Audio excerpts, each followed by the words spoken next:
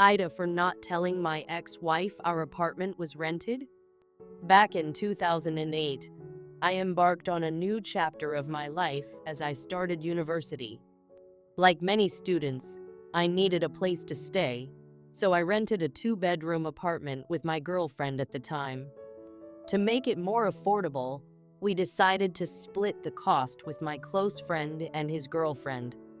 The apartment itself was a gem, spacious, well located, and surprisingly cheap.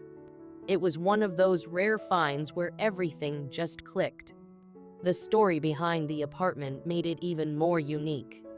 The owner, a kind woman in her late 30s, had recently lost her job.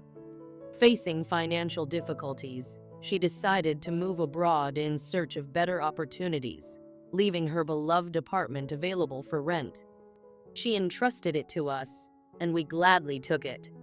To this day, as far as I know, she's still living overseas. Life in that apartment was a whirlwind of youth and growth. The four of us, my girlfriend, my friend, his girlfriend, and I shared laughter, late-night study sessions, and moments that would become cherished memories.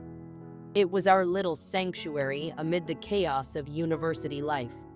As the years rolled by, we all graduated. With stable, full-time jobs, the financial struggles of our student days became a thing of the past. My friend and his girlfriend decided it was time to move out and find a place of their own. It was bittersweet to see them go, but I understood. By that point, the rent didn't seem like such a burden anymore. Even when my girlfriend and I eventually broke up, I chose to stay. I loved the apartment. It had become my home, a place filled with comfort and familiarity. So there I was, living alone in a two-bedroom apartment in the heart of the city. The arrangement with the owner remained the same. She trusted me completely, and I handled everything related to the property. I paid the rent directly to her, managed all the bills, and ensured the apartment was well cared for. Over time, this arrangement became second nature. I didn't even think about it anymore. To me, it wasn't just a rented space, it was my home. And why not? I'd been living there for years, shaping my life within those walls. The rent remained incredibly low for the area, thanks to the long-standing agreement with the owner. It was a deal I couldn't imagine walking away from. Friends often marveled at how lucky I was to have found such a place. Sometimes, I'd let them stay over if they were visiting the city. Having company now and then made the apartment feel even more alive, especially since living alone could sometimes get lonely. Then, in 2020, my life took another turn. I met a woman who seemed like she could be my forever. She was everything I admired: charming, ambitious, and full of dreams. From the moment we met, it felt like we were destined to build a life together. By 2021, we had tied the knot. Looking back, I realize now that during our courtship, the details about the apartment never really came up. It wasn't intentional on my part, it simply didn't seem relevant. I'd been living there for so long and managing it so independently that I never thought to clarify that it was a rental. I casually referred to it as my place out of habit, not as an attempt to mislead her. Our first few months of marriage felt like a dream. We settled into the apartment, divided responsibilities, and began building a future together. I was happy to share my space with her, imagining that we were laying the foundation for a life filled with love and mutual respect. But as time passed, cracks began to form in our relationship. The little quirks we once adored about each other started to irritate us. Small disagreements turned into heated arguments, and the warmth we'd once shared began to fade. It wasn't one big issue that drove us apart, but rather a series of unresolved conflicts and misunderstandings.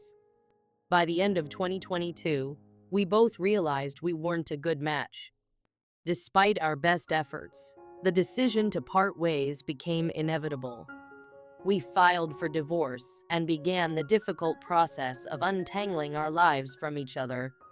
When my ex-wife moved out of the apartment, I thought that would be the end of our story. I was ready to close that chapter and focus on rebuilding my life. The apartment, once again, became my sanctuary. It felt like I'd come full circle back to living alone in the space that had been my constant through so many phases of life. But just when I thought things had settled, an email from my ex-wife threw me completely off balance. Attached to the email was a real estate valuation report for the apartment. My heart sank as I read through her message. She had spent €500 to have someone appraise the property, assuming it was owned by me. The report placed the apartment's value at a staggering amount enough to make anyone's jaw drop. In her email, she wrote that as part of our divorce settlement, I would need to take out a loan to pay her half of the apartment's value. I was stunned. For a moment, I didn't know whether to laugh or cry. The absurdity of the situation was almost comical. My ex-wife, it seemed, had spent all this time under the impression that I owned the apartment. And now, she was demanding her share of something that wasn't even mine to begin with. Once the initial shock wore off, I found myself grappling with a mix of emotions, confusion, frustration, and a tinge of guilt. Had I inadvertently misled her by calling it my place? Should I have clarified the ownership situation earlier? These questions swirled in my mind as I tried to make sense of what had happened. After taking a deep breath, I composed a response to her email. I explained, as calmly and clearly as I could, that the apartment was not mine to sell or divide. It was a rental, and I had no ownership stake in it. I even included a copy of my rental agreement as proof. In the days that followed, I couldn't help but reflect on the deeper implications of her assumption. Was this just a misunderstanding, or had our entire relationship been influenced by a perception of financial stability that didn't actually exist?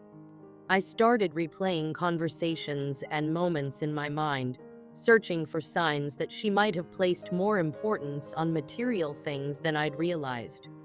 The whole ordeal left me questioning not just my relationship with her, but also my own approach to communication and transparency.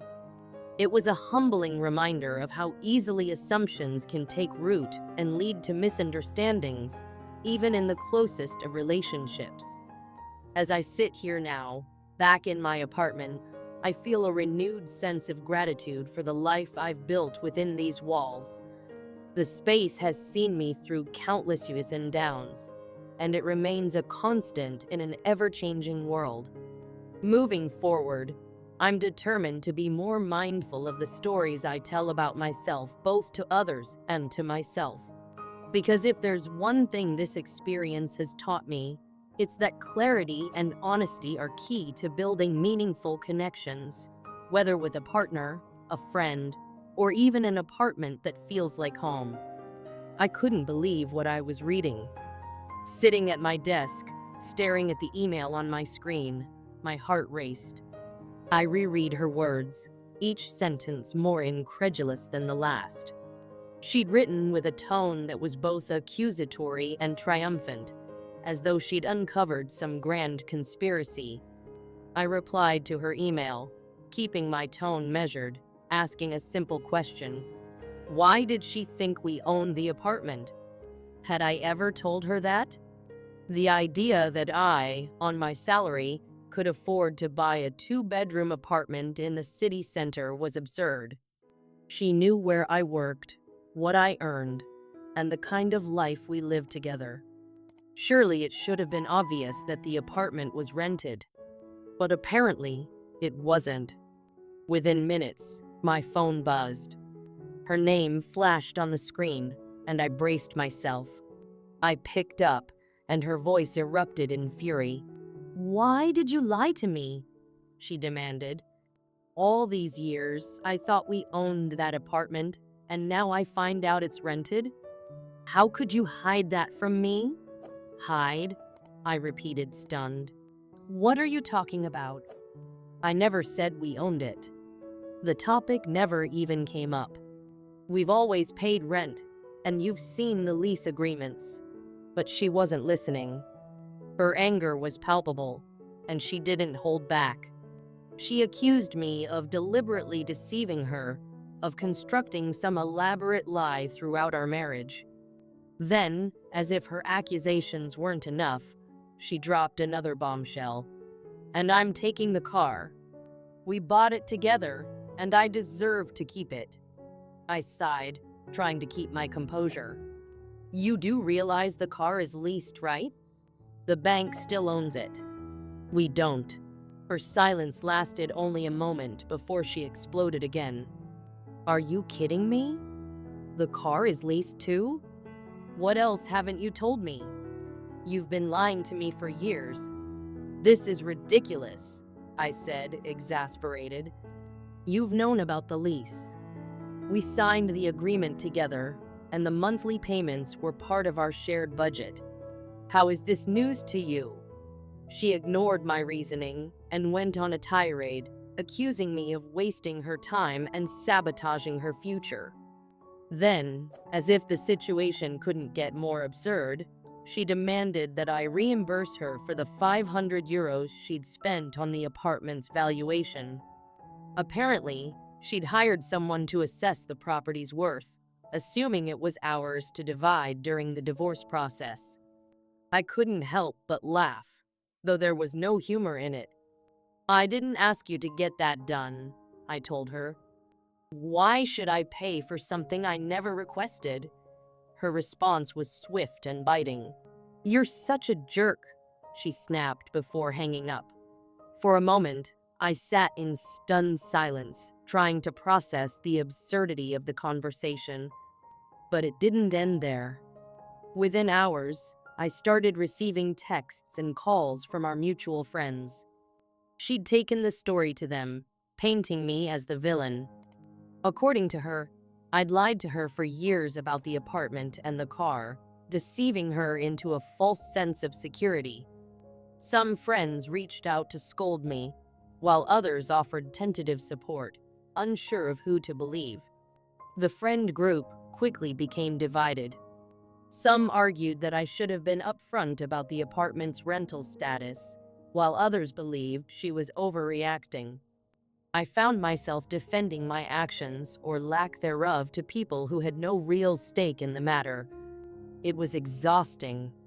To be honest, I wasn't sure how to feel. On one hand, I could understand why she might be upset. In her mind, she was building a life with someone who owned property in the city, a significant asset. Discovering that wasn't the case must have been a shock. But on the other hand, I'd never intentionally misled her. The topic simply never came up, and I didn't see a reason to bring it up. It's not like I pretended to be wealthier than I am. She'd always known my job, my income, and the lifestyle we could afford. I've always lived within my means, and she'd been fully aware of that. What baffled me most was her reaction. Instead of calmly discussing her concerns, she'd immediately jumped to accusations and demands. The whole situation felt blown out of proportion. Yes, I could have mentioned that the apartment was rented, but was it really such a massive omission? We'd lived there together, paid rent on time, and had a comfortable life. The arrangement worked perfectly while we were together. Why was it suddenly an issue now? The car situation was equally baffling. How could she not know it was leased? We'd chosen the car together, signed the lease agreement, and budgeted for the monthly payments. It felt like she was grasping at straws, desperately trying to find something to hold against me during the divorce process. The more I thought about it, the more frustrated I became. Was I really the villain in this story, or was she simply overreacting? The mixed reactions from our friends didn't help. Some said I should have been more forthcoming about the apartment's rental status, while others pointed out that her assumptions were not my responsibility. They argued that it was unreasonable for her to expect me to disclose something so obvious. After all, the bills, rental agreements, and conversations about money had always been transparent. In the days that followed, I tried to make sense of the situation. I thought back to our marriage, replaying conversations and interactions in my mind.